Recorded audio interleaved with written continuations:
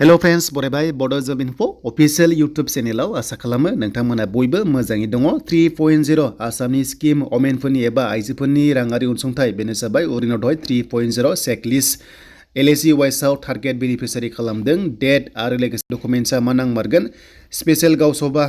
form submit बोरै मोनगोन बोरै होगोन बेनि सायाव गुवारै रायज्लायगोन बेखायनो भिडिअ नायग्रोजोब जायफ्रा बेनिफिसियारि मोननो गोनां नैबे राङारि अनसुंथाइ जाहाथे नायो अब्लासो बुजिगोन नङाबा गोबां गोनो गोथो जोंनि समाजाव सोमजियो दा जियानो जा जों थांगोन फार्स्टआवनो अफिशियेल वेबसाइटआव बेनिफ्राय A to Z डिसकास खालामगोन जाहाथे जों बयबो गोरलै रावजों बर' रावजों नोंथांमोना मोनथिनो हायो दा आं फैग्रोबाय माइ स्किमनि अफिशियेल मोनसे साइटआव आरो बेयाव फैनाय लोगो लोगो बेयाव माखासे स्किमनि गाइडलाइन्सखौ लिरदों नालाय दा बेखायनो जों मोनथिग्रोनोसै फार्स्टआवनो दा जोंनि माखासे एलिजिबिलिटि क्राइटेरिया जों बेखौ नायग्रोनोसै दा नैबे स्किम मोनोबा बोसोरसेयाव न'खरनि खामायनाया एबा आर्जिनाया इनकामा 2 लाखसिम जानांगौ आरो बिनि बाराबा बेयाव इलिजिबल जाया अके नाथाय मोनसे बाथ्रा रेशन कार्ड अके रेशन कार्डआव जोंहा दायो गभर्नमेन्टआ 4 लाखसिम न'खराव खामायबाबो रेशन कार्ड होनाय जायो नाथाय रेशन कार्ड जुदि 4 लाखसिम दङ आरो अरुणोदयआ 2 लाखसिमबा जायनि न'खरा 2 लाखसिम खामायो बिथांमोनासो नैबे अरुणोदय 3.0 मोनगोन आरो मोनसे बाथ्रा बाव रेशन कार्डआ कम्पालसरि थाथारनांगोन होमबासो अरुणोदय नोंथांमोना बेखौ मोनगोन बेनो जाबाय 3.0 आव आरो नैबे रेशन कार्डआ नोंथांमोना आधार कार्डजों नोंथांमोना बे लिंक जानाय जाथारनांगोन होमबासो नोंथांमोना माने बेयाव मोनगोन आरो लोगोसे बे आधार कार्डजों आरो नैबे बेंक एकाउन्टजों लिंक जानाय जाथारनांगोन होमबासो नोंथांमोना मा राङारि अनसुंथाइखौ मोनो माने डाइरेक्ट ट्रेन्सफार खालामो नालाय बेखायनो लिंकआ कम्पालसरि जाथारनांगोन बे खामानिखौ फार्स्टआव मावनानै ला देन फैबाय नोंथांमोननि जे जायनि न'खराव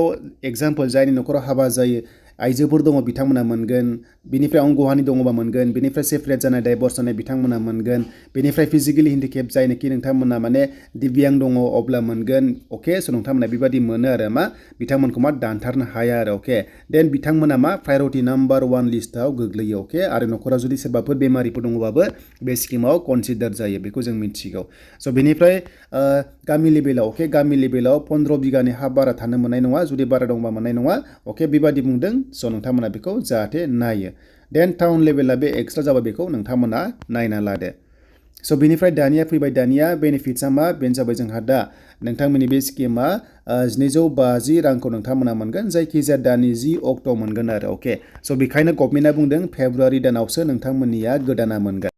दा बेखौ जों मिथिबाय देन बेनिफ्राय दायो डिटेल्सआ डकुमेन्ट्सआ मा नांगोन अके डकुमेन्ट्सआ आधार कार्डआ नांथारगोन स' नोंथांमोननि आधार कार्डआ नांथारगोन पेन कार्ड गैयाबाबो जेबो नङा बेनिफ्राय डमिसाइलआ दङबा मोजां डमिसाइल माने एड्रेस प्रुफआनो जेबो नङा भटार कार्डआनो जागोन बेनिफ्राय बेंक पासबुकआ नांथारगोन बेंक पासबुक एकाउन्ट नाम्बारा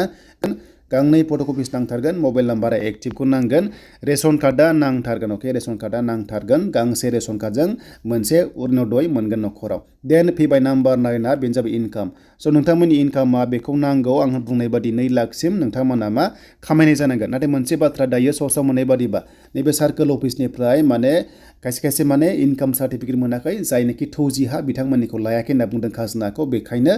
खायसे प्रब्लेम जादों होननाय खोनादों बाट जायनोखि नोंथांमोना नियादि होनो स' बे हा दङबा नोंथांमोना इनकाम सार्टिफिकेट मोनखायो आरो स' नोंथांमोना बेखौ लानो हागोन आरो एस प्रुफआ नोंथांमोननि आधार कार्ड भटार कार्डआनो जागोन जेबो नङा दाना फैबाय फर्म साबमिटआ माब्ला जागोन दा नैबे डिसेम्बराव खामानि जागासिनो दङ स्पेशल गावसभा जागोन स्पेशल गावसभायाव माखासे चेकलिस्ट होनाय जागोन अके माने ओरै जायो BCDC लेभेलाव थ' BCDC लेभेलाव एबा मोनसे ब्लक अफिसाव मोनसे गावसभा खालामनाय जायो अके स्पेशल गावसभा माने एवारनेस प्रग्राम खालामगोन जे नैबे 3.0 अरुणोदयआव नोंथांमोना सोरबादिया मोनगोन बिनि मोनसे मिटिं खालामनाय जादों एबा जागासिनो दङ बे ब्लक लेभेलाव आसाम लेभेलाव जागासिनो दङ स' बिनिफ्राय चेकलिस्ट अके चेकलिस्ट बेखौ होनाय जागोन माने चेकलिस्टआ बेनो अरुणोदयखौ डाइरेक्ट फर्म साबमिट खालामनो हाया मानो होनोबा नोंथांनि नैबे आं दहाय बुंनाय माखासे क्राइटेरिया बे क्राइटेरिया गोरोबनो थाखाय मोनसे चेकलिस्ट होग्रोयो अके बे चेकलिस्टआव माखासे बेसिक इनफरमेसन एबा डाटाखौ लाग्रोनाय जायो आरो जेब्ला नंगुबै नोंथांमोननि बे एलिजिबिलिटि क्राइटेरियाजों गोरोबगोन अब्लासो नैबे मेन फर्मखौहाय नोंथांमोननो होनाय जागोन आरो बेयाव लिरबासो एग्रिमेन्ट खालामबासो नोंथांमोना लास्ट प्रसेसआव नोंथांमोननि अरुणोदयआ एप्रुभ जागोन आरो नोंथांमोना लास्टआव फाइनाल रांखौ मोनगोन आरो अके स' बेखायनो फार्स्टआव चेकलिस्ट होग्रोगोन आरो बे चेकलिस्टखौ ओरैबादि बुंदों दानि आसामाव गासै 126